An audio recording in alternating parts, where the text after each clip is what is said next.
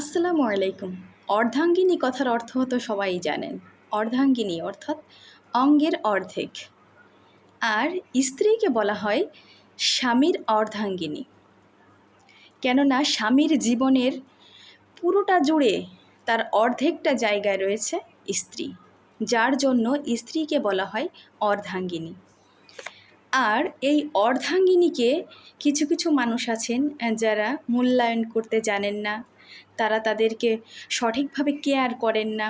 তাদের জন্য বলছি, স্ত্রীকে মূল্যায়ন করুন, স্ত্রীর প্রতি খেয়াল রাখুন, তাকে কেয়ার করুন।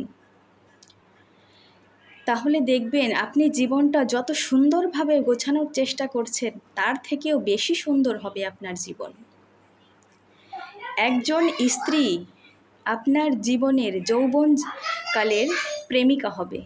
একজন স্ত্রী আপনার মধ্য বয়সের দুঃখ কষ্টের সঙ্গী হবে।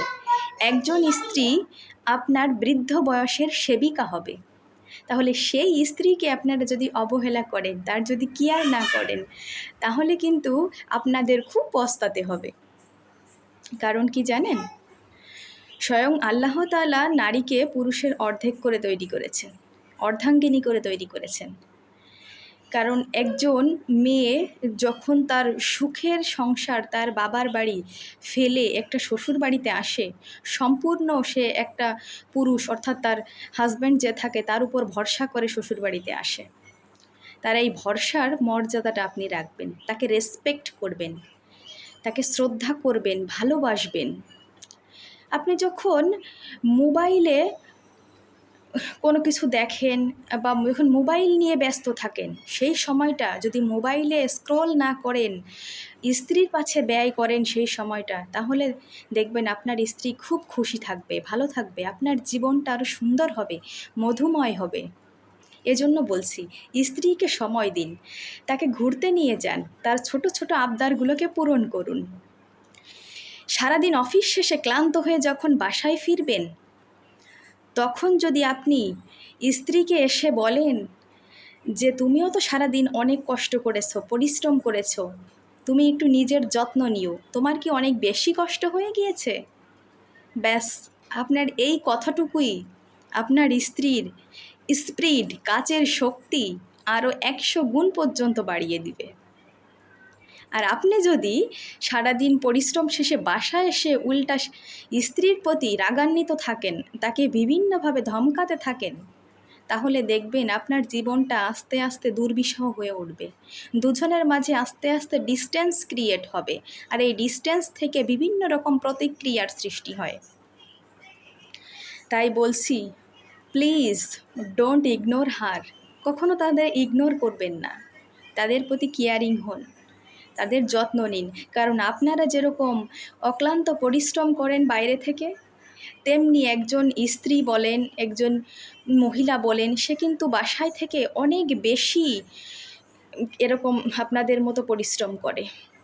সংসারের সমস্ত যাবতীয় দায় দায়িত্ব তার করা লাগে। এটাও কিন্তু একটা শিল্প, একটা আর্ট বলতে পারেন। কারণ সংসারের প্রত্যেক দিন সকালবেলা ঘুম থেকে উঠে রাত্রে ঘুমাতে যাওয়ার আগ পর্যন্ত যে কাজগুলো তার করা লাগে, তার কিন্তু এটা একটা রুটিন, একটা শিডিউল। এখান থেকে তার একটা দিনও কোনো কিছু গ্যাপ যায় না, তার রোজ এই কাজগুলো করা লাগে। সে কিন্তু হাসি মুখে এই সব কাজ করে শুধুমাত্র কার জন্য? তার হাজব্যান্ডের হাসি মুখ দেখার জন্য, পরিবারকে সুখে রাখার জন্য। একটা মেয়ে বাপের বাড়ি থেকে যখন শ্বশুরবাড়িতে আসে, তখন সে কিন্তু চোখে হাজারো স্বপ্ন নিয়ে আসে। তার শ্বশুরবাড়ি খুব ভালো হবে, তাকে সবাই খুব ভালোবাসবে, তার হাজব্যান্ড খুব কেয়ারিং হবে, তার জন্য খুব কেয়ার করবে, তার যত্ন নিবে, তাকে ভালোবাসবে। প্লিজ তাদের এই ধারণাটাকে আরও মজবুত করুন। তাদের এই ধারণাটা যাতে আরও বেশি দৃঢ় হয়, এমন কিছু করুন।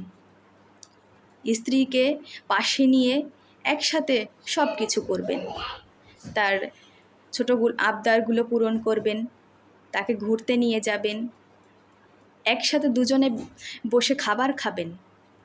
তাহলে দেখবেন নিজেদের মধ্যে বন্ধনটা আরও বেশি দৃঢ় হবে। আপনি যদি স্ত্রীকে পাশে রেখে মোবাইলে স্ক্রল করতে থাকেন, তখন কিন্তু আপনার স্ত্রীও আস্তে আস্তে আপনার প্রতি একটা অনীহা তৈরি হবে।